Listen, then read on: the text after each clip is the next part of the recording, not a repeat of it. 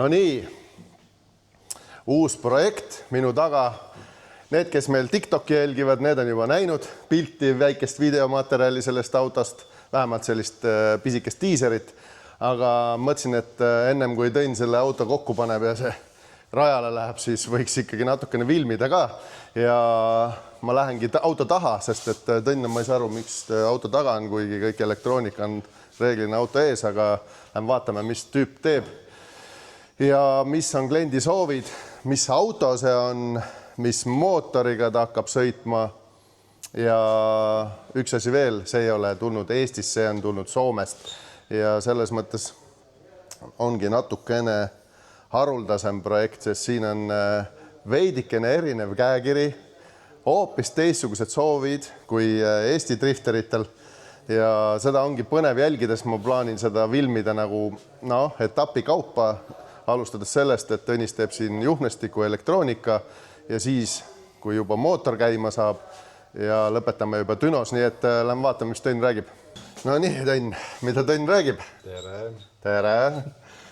Tšau oma fännidele!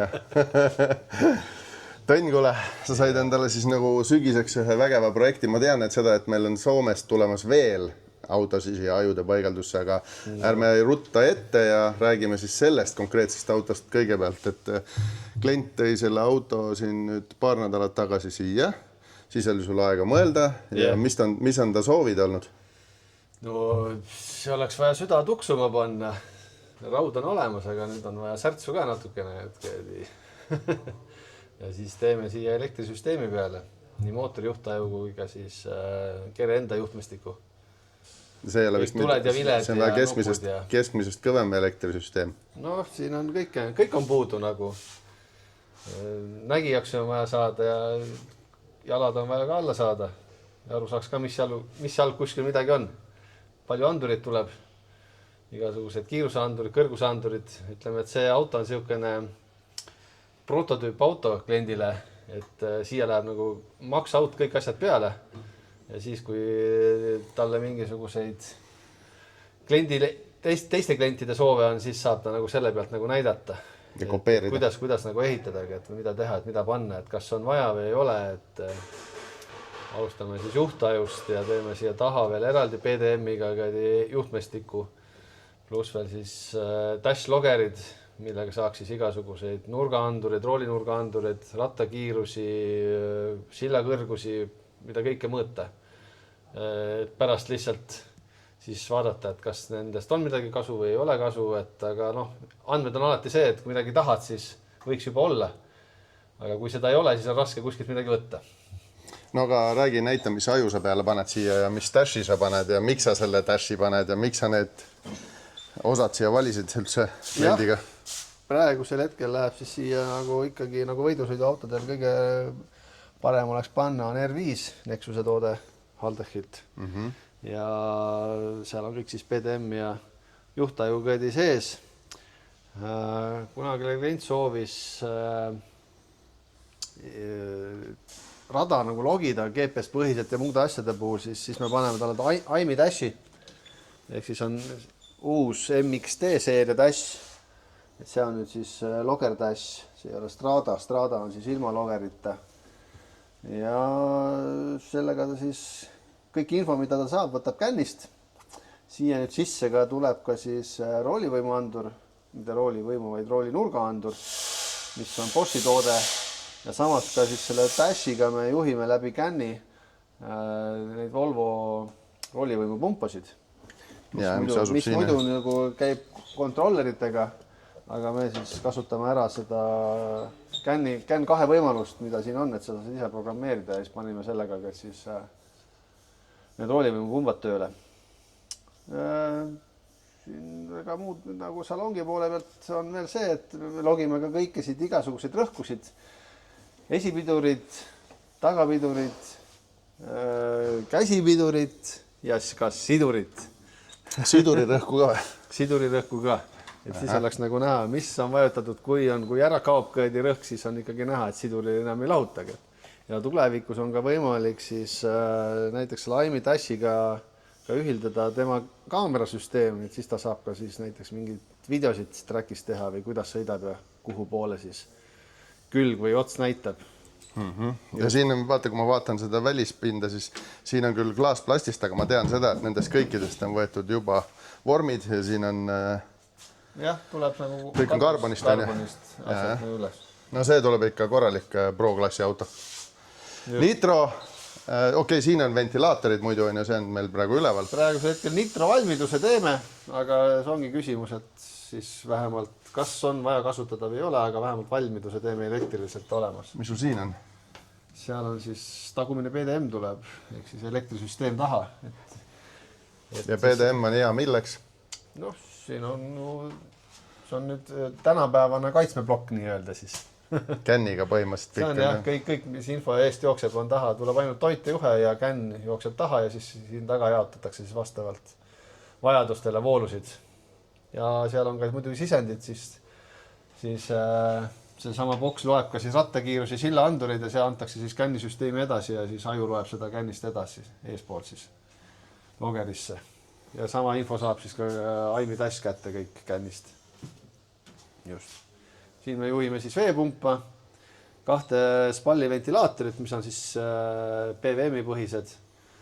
Ja siis tulevad tagasilla, kõrgusandurid, rattakiirusandurid, FlexFuel sensor jääb siia taha, nossi rõhku mõõdame siin ja siis tuleb veel eraldi ka kütuse taseme näidik siia kütusepaagi korgi kõrvale, et oleks, kui valad kütus sisse, siis oleks nagu näha, et ikkagi üle valaks, et kõri on täis ja mööda külge allavool. No ja muidu jääb see täitava ka täis. No just. Ja kui seal see täitetoru eriti tihe ei ole, siis kõik see lekib siia taha kuuti. Aga lähme vaatame ette ka või?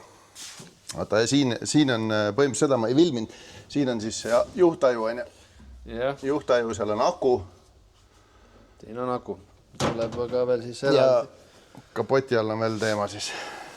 Ja mootor ei ole traditsiooniline, kuigi võiks arvata, et noh, mis see LS põhi nüüd on ju täitsa levinud asi, aga see on nagu tehtud ikka äge. Igasugune hübriid tuleb siia, et ma täpsemalt ei teagi, aga minu meelest oli LS3 ja siis on veel 4 kaaned ja võib-olla ma midagi eksin, aga no sellest me saame tulevikus rääkida, kui käima hakkab minema. Jah, nagu soomlased ütlevad, vabalt hengitav ehk siis vabalt hingav mootor, siin ei ole veel turbosid ja muid asju, et paneme selle hästi kõrgelt käima ja teeme sellest kubatuuri pealt ja väändest. No meil oli jutt, et vabalt hingavane 700 ja kui vaja on, siis paneb nossi juurde. Jah, just. Kas tuleb? See saab selgub aja käigus või töö käigus. Ja. Aga äge on selles mõttes, vaatan, eeltöö on tehtud, kõik sa oled ära märkinud juba. No need on asukohad. Mis siia veel tuleb? See EGT-d kindlasti on ju? Ja, no traditsiooniliselt ikkagi, et võidusõidu autosid me tuunime ikkagi EGT pealt. Siin on lambdad küll tulevad, topelt lambdad, aga noh, kuna siin on kuidas need hederid on crossid, ehk siis vasak pool läheb paremale ja parem pool vasakule ja siis need ei ole, et ei saa nagu bänke teha. Näita käega, kuidas läheb alt läbi siis või? No 2 silindrit tulevad siia poole, lähevad 2 silindriga siit kokku ja siit 2 silindrit lähevad juhi poole ja lähevad siit 2 silindriga kokku, et nad ei ole nagu, et kaasa nagu ristata. See tehnoloogia on sündinud, ma saan aru, soovid on sündinud meil üle lahe Põhjamaa poole. Jah, sealt on, eks siis ongi selline võib-olla siis eksperiment vaatab, kas toimib või ei toimi, et seal on natukene teadus peab ka taga olema, et need gaasid, need impulsid õigel ajal tuleksid ja siis on sellega võimalik saada efektiivne olu,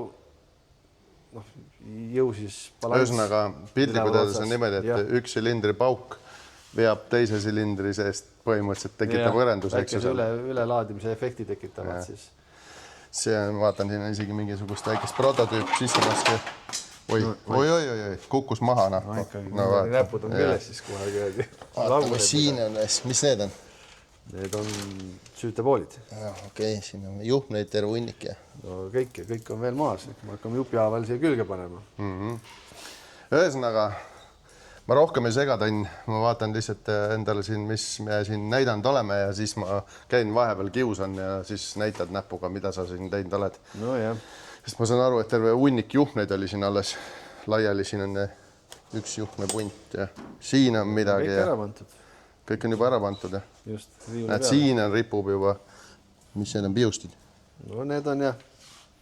siia sai natukene kiiruga tellitud see LS-i plug and play kit, aga noh, võidusõiduautol ei ole nagu sõiduautol, et kõik asub teise koha peal. Jah, kõik siin asuvad, kõik asjad teise koha peal, siis tuli see lahti harutada ja teeme nii, nagu ikka vaja on. Aga ühesõnaga tuleb driftimaailma hirm. Ma sain aru, et esimene poiss, kes sellega sõitma hakkab, on tegelikult alaealine, kaugelt alaealine ja hakkab alles harjutama, aga vaatame, kas saame mõne professionaalse auto, ütleme siis juhi siia rooli, kes hakkab siis või kes aitab siis vedrustust seadistada, eks ju, kliendil ja annab tagasisidet ja siis saame juba koos selle mootori võimsuse ja responsi ja igast muude asjadega selle auto panna siis ühesõnaga võidu valmis. Aga mis seal ikka? Mis sina arvad, kuule? Päris karm märk on ju. Päris karm märk tuleb sellest, jah, ikkagi. Klient lubas 9 pööret lasta selle LS-iga, nii et saab huvitav olema. Aga kuule, näita seda tagasilda, sulle meeldis seal ka veel midagi. Taga Winters, siit poolt kohe. Me oleme ise pilgu peale pannud, et tegelikult me selle omanikuga Karel on ka läbi rääkinud, et omanik saadab meile need 3 rioonisi, mis siin all on. See silla kinnitused ja asjad, jah? Kuidas see Wintersi panna, jah, et juba ise leiutama, et kuna ta on välja skänninud selle ja lubas meile anda need joonised ja trükid vahetusel, et siis nii kui tekib raha ja võimalusi, siis tuleb meile ka sükene pisike poissi alla. No vaata, ikka midagi saab võtta snitti ka. Ei, ikka, ega eks käid ka ise kaasa driftibokstis ringi vaata, kus keegi midagi teinud on, et mida paremini, mida halvemini. No Nissanid on vähe. Nissanid on vähe, aga no ikka mingid ideed saab ikka, kuhu keegi mida panda on.